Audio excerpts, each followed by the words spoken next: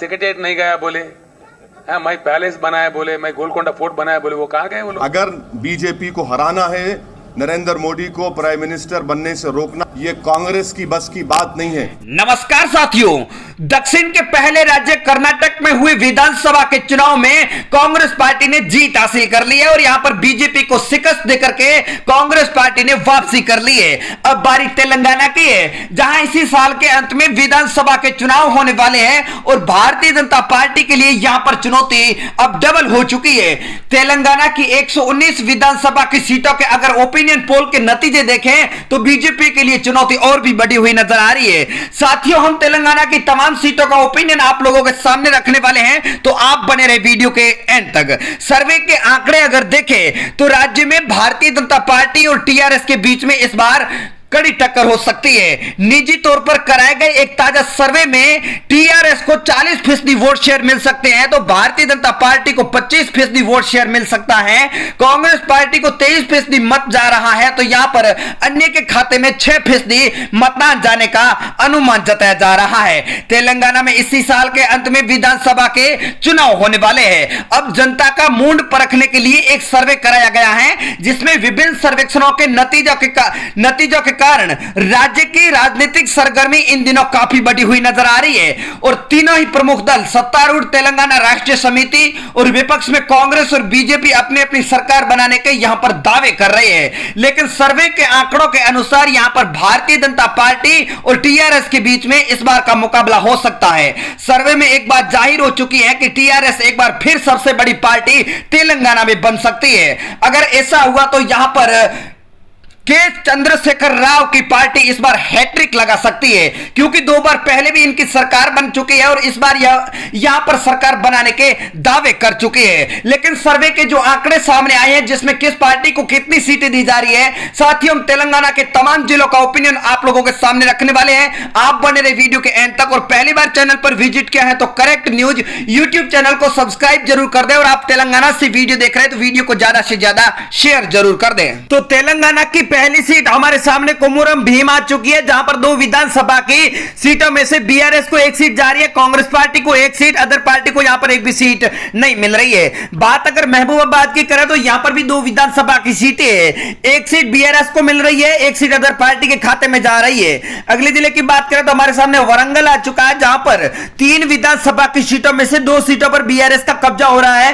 Congress party को एक भी सीट नहीं मिल रही, भाजपा को 1 सीट मिल रही है। अगर कामारेड्डी की बात करें तो यहां पर 3 विधानसभा की सीटें हैं, 1 बीआरएस को मिल रही है, कांग्रेस पार्टी को 1, बीजेपी के खाते में 1 सीट जा रही है। बात अगर मंचेरियल की करें तो यहां पर 3 विधानसभा की सीटें हैं, बीआरएस को 3 सीटें मिल रही है, अदर पार्टी को यहां पर एक भी सीट नहीं मिलने वाली है। बात अगर नगर कर्नूल की करें तो यहां पर 3 विधानसभा की सीटों में से बीआरएस को 2 सीटें मिल रही, कांग्रेस को एक भी नहीं, भाजपा के खाते में 1 सीट जा रही है। निर्मल की बात करें तो यहां पर 3 विधानसभा की सीटें है, बीआरएस को 2 सीटें दी जा रही है, कांग्रेस पार्टी को एक भी नहीं, तो बीजेपी के खाते में 1 सीट जा रही है। जगतियाल की बात करें तो यहां पर 3 विधानसभा की सीटें है, बीआरएस को 2 सीटें मिल रही है, कांग्रेस पार्टी को एक भी नहीं, तो बीजेपी के खाते में 1 सीट जा रही है।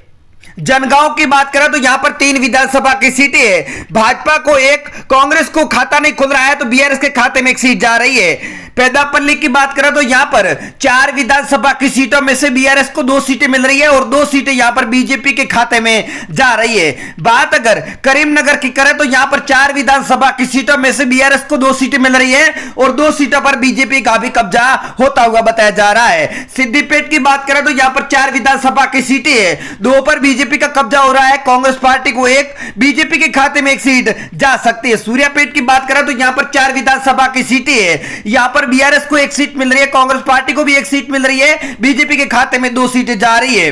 अगली बात अगर करें विकाराबाद की तो यहां पर 4 विधानसभा की सीटों में से बीआरएस को 2 और 2 सीटें बीजेपी के खाते में जा रही है। अगली बात करें महबूबनगर की तो यहां पर 5 विधानसभा की सीटें हैं, यहां पर बीआरएस को 3 सीटें मिल रही है और बीजेपी के खाते में 1 सीट जा रही है। भद्राद्री की बात करें तो यहां पर 5 विधानसभा की सीटों में से बीआरएस को 2 सीटें मिल रही है, कांग्रेस पार्टी के खाते में 1 सीट जा रही है, 1 बीजेपी तो 1 अदर।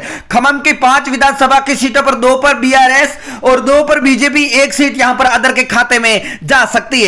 अगली बात अगर मेडचल मलकाजगिरी की बात करें तो यहां पर 5 विधानसभा की सीटों में से बीआरएस को 3 सीटें मिल रही है, 2 सीटें बीजेपी के खाते में जा रही है। सांगारेड्डी की बात करें तो यहां पर 5 विधानसभा की सीटों में से बीआरएस को 2 सीटें मिल रही है, कांग्रेस पार्टी के खाते में 1, बीजेपी को 2 सीटें मिल रही है। अगली बात करें अगर नलगोंडा की 6 विधानसभा की सीटों की तो बीआरएस को 3, कांग्रेस को 1, बीजेपी के खाते में 2 सीटें जा रही है। निजामाबाद 6 विधानसभा की सीटें, बीआरएस के खाते में 2 सीटें जा रही है, कांग्रेस पार्टी को 1 सीट मिल रही है, बीजेपी के खाते में 2 तो अदर को 1 सीट जा रही है। रंगारेड्डी की बात करें तो यहां पर 8 विधानसभा की सीटें है, बीआरएस को 3 सीटें जा रही है, कांग्रेस पार्टी को 2, बीजेपी को 2, अदर के खाते में 1 से जा रही है। हैदराबाद की बात करें तो यहां पर 15 विधानसभा की सीटों में से बीआरएस 7, कांग्रेस पार्टी 2, बीजेपी 1 और अदर के खाते। 2018 में सिर्फ 1 विधानसभा की सीट जीतने को लेकर के साल 2023 में होने वाले चुनाव में सत्तारूढ़ बीआरएस पार्टी के प्रमुख प्रतिद्वंदी बनने तक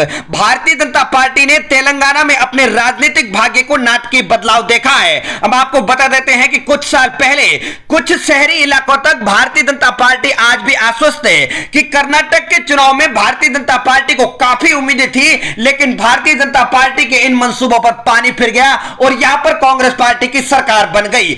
इसको लेकर के कर्नाटक के दूसरे द्वार पे अब क्या होने वाला है, क्योंकि कर्नाटक में बीजेपी को हार का सामना करना पड़ा है। अब अगले चुनाव तेलंगाना में होने वाले हैं। तेलंगाना में भारतीय जनता पार्टी अब 13,000 से ज्यादा रैलियों को संबोधित करने वाली है। तेलंगाना की जनता को अब भारतीय जनता पार्टी कितनी अपने पक्ष में ले पाएगी यह आने वाले चुनावी नतीजे तय करेंगे, लेकिन तेलंगाना के चुनाव भी बेहद ही खास होने वाले हैं। आखिर कौन जीतेगा यह तो तेलंगाना की जनता तय करेगी। लेकिन हम आपको बता देते हैं कि 2019 में 4 लोकसभा सीटें जीतने के बाद में भारतीय जनता पार्टी ने आगे बढ़ना और भी जारी रखा।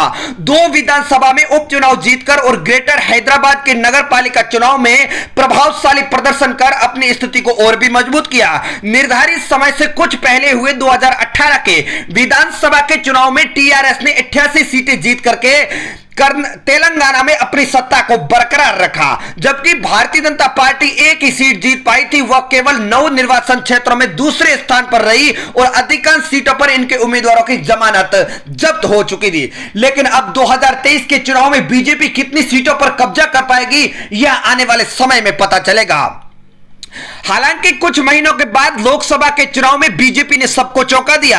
न केवल सिकंदराबाद की सीट पर जीत बरकरार रखी, बल्कि करीमनगर, निजामाबाद, आदिलाबाद से भी जीत हासिल हुई। उपचुनाव में 2 पर जीत के बाद भारतीय जनता पार्टी को और मदद मिल गई। हालांकि मुन्नूगुड़ा के उपचुनाव में जीत के हैट्रिक लगाने के बाद भारतीय जनता पार्टी की उम्मीदों को पिछले साल के नवंबर में भारतीय राष्ट्रीय समिति यानी बीआरएस ने धराशायी कर दिया है।